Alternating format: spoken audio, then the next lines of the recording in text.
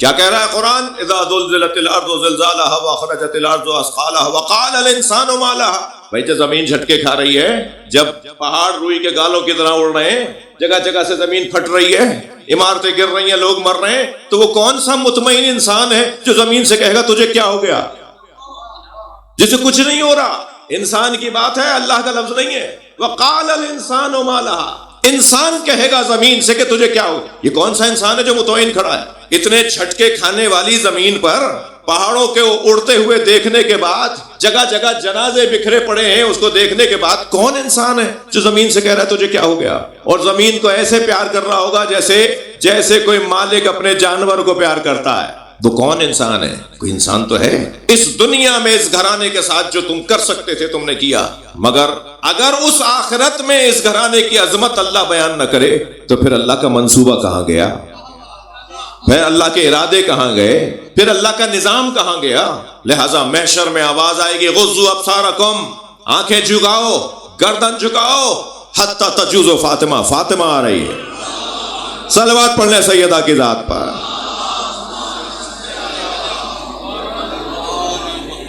بھائی مجھے کل بھی آپ کی خدمت میں حاضر ہونا ہے. میں اپنے اصلی مضمون کو ایک منزل دینا چاہ رہا ہوں. انہیں اللہ نے سجا کر بھیجا ہے. مولا کی وہ فرمان میں چاہ رہا ہوں کہ تھوڑا سا اور دو تین دقیقے میرے ساتھ رہیں کہ علی مولا کو اللہ نے سجایا ہے بالزہد فی الدنیا وحب المساکین، مسکینوں سے پیار کرنے والا. حضرت مالک اشتر فرماتے ہیں کہ علی کا مسکینوں سے پیار، فقیروں سے پیار، علی کا فقیروں سے پیار، مسکینوں سے پیار دیکھ دیکھ کر کبھی کبھی میں یہ سوچتا ہوں کہ کاش میں بھی فقیر ہوتا. جو پیار فقیروں سے علی کا ہے وہ پیار تو کسی اور سے ہے ہی نہیں.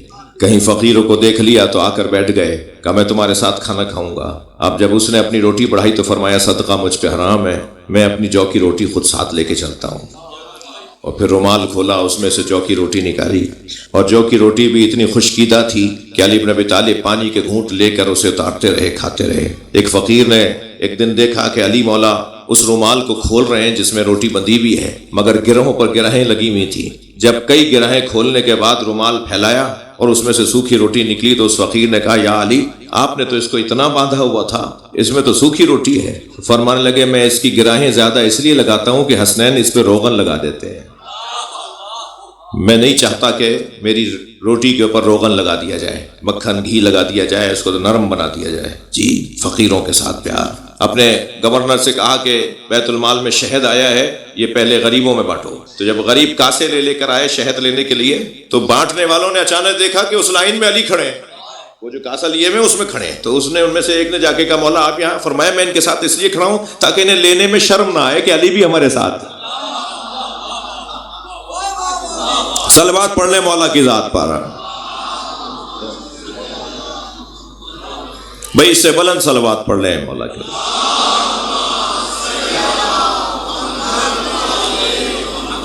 تو عزیزو سجا کر بھیجا ہے اس گھرانے کو اللہ نے، اہتمام کے ساتھ بھیجا ہے. اب اس آیے کریمہ میں اللہ ارشاد فرما رہا ہے وَزَيَّنَّا السَّمَاءَ الدُّنْيَا إِنَّا زَيَّنَّا السَّمَاءَ الدُّنْيَا.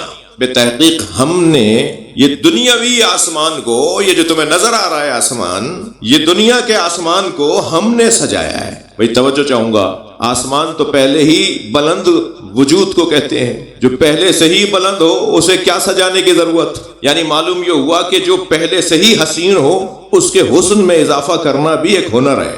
ہر ایک بھائی کیا بڑھاؤ گے، کیا ہنر لاؤ گے، کیا بڑھاؤ گے، اس سے زیادہ کیا پڑھے گا، اس سے زیادہ کیا بتائے گا، اس سے زیادہ کیا کتاب لکھے گا، اس سے زیادہ کیسا کتنا اچھا بولے گا، یہ تو بہت کمال کا آدمی ہے. کہ صاحب کچھ اور کیا کرے، اتنا کچھ کر دیا. تو جو پہلے ہی با کمال ہو اسے مزید کمال دیا جائے تو یہ کام اللہ کا ہے. جو پہلے ہی با کمال ہو، آسمان بلند مقام، جو بلند مقام ہو اسے سجا رہا ہے اللہ بزینت الکواکب. وہ ستاروں سے اللہ نے آسمان کو سجایا ہے. یعنی قاعدہ یہ ہوا، میں اپنی گفتگو کا حاصل پیغام ہے جو یہاں دے رہا ہوں، قاعدہ یہ ہوا کہ جو سجا ہوا ہو، پہلے ہی اعلیٰ اور عالی ہو، اسے سجانے کا کام اللہ کا ہے. اچھا چلیں، اگر آپ کی توجہ میرے ساتھ ہے تو میں تھوڑا سا اور اپنے مضمون کو اور مضبوط کروں.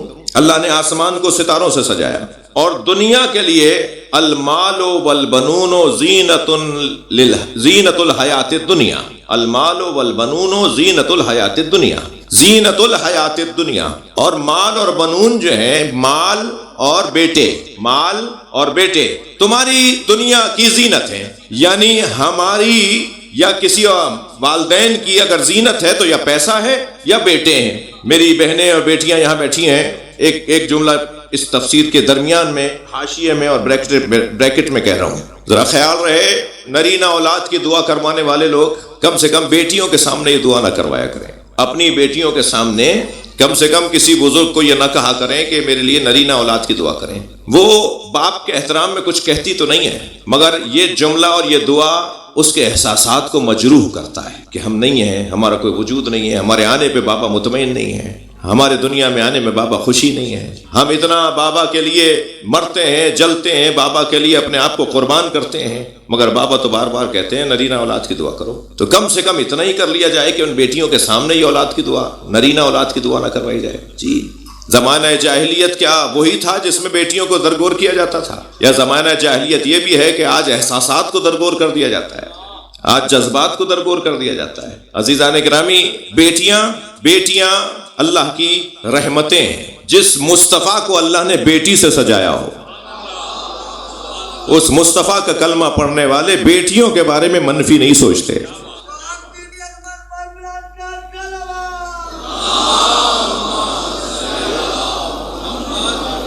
اب قرآن کیا کہہ رہا ہے؟ قرآن یہ کہہ رہا ہے المال، دیر تو نہیں ہو رہی زیادہ؟ نہیں، تھوڑا سا تھک تو نہیں رہے آپ رات؟ تھوڑی تسلی دیجئے، 10 منٹ اور بولوں۔ المال والبنون، مال اور بیٹے اس دنیا کی زینت ہے۔ توجہ بہت، میں اس کو آپ کی توجہ کے ساتھ جملے کو کہنا چاہ رہا ہوں۔ بیٹے اور مال اس دنیا کی زینت ہیں۔ علی بن ابی طالب نے مال تو چھوڑ دیا، فرمایا رضینا قسمت الجبار فینا۔ ذرا صلوات پڑھیں تو مولا کا شعر سناؤں۔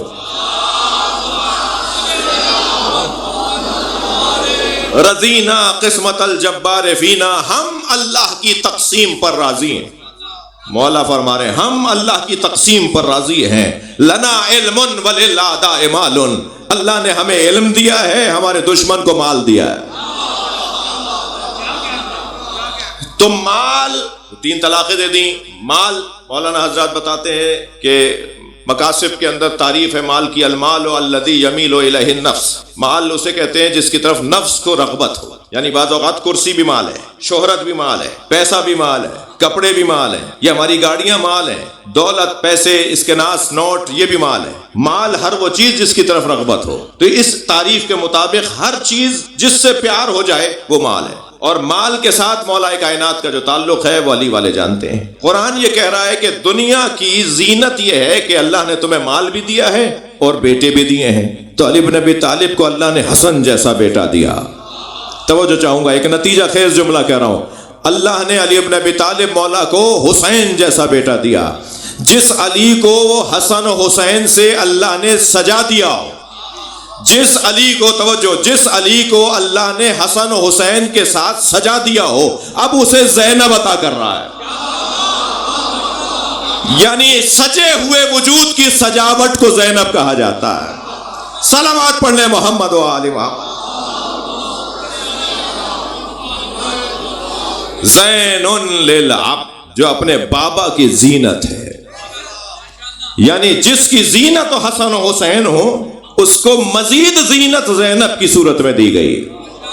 یہ اپنے بابا کی زینت ہے، اور بابا کی زینت جب دربار شام میں، بس آخری میرے چند جملے پھر انشاءاللہ کل آپ کی زیارت ہوگی، دربار شام میں جب کہا نا کہ کیا کیا اللہ نے تمہارے ساتھ، دیکھو زینب اللہ نے تمہارے ساتھ کیا کیا، تو پہلے تو بیوی نے فرمایا تو اللہ کو کیا جانتا ہے، تو اللہ کو کیا جانتا ہے، اور پھر اس کے بعد جناب زینب کا خطبہ، اور اس خطبے میں جب دربار پلٹنے لگا تو پھر آواز آئی یزید کی کہ سب سے بڑی مصیبت تم نے کیا دیکھی؟ تو بی بی نے فرمایا زینب پر سب سے، اب علی کی زینت دیکھیے، یہ لہجہ یاد رہے کہ کہاں کہاں آیا ہے، کہاں کہاں اس لہجے میں بات ہوئی ہے۔ اکیلی بیٹی ہے، بھرا دربار ہے۔